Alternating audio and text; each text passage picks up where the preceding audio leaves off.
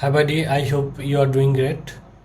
So I already set up company-wide calendar for everyone and I set up all access properly. So you have to go to outlook.office.com from any browser with your email ID.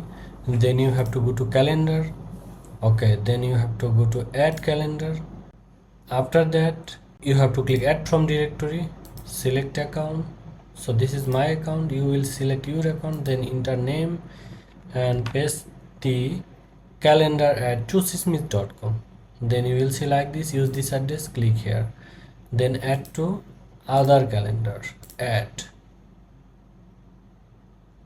So after doing this calendar will be add on your calendar section. Here it is calendar. So if anyone create an event or send any link, everyone can see from this calendar. So this step should be done for everyone email ID. I hope you got it. Thank you.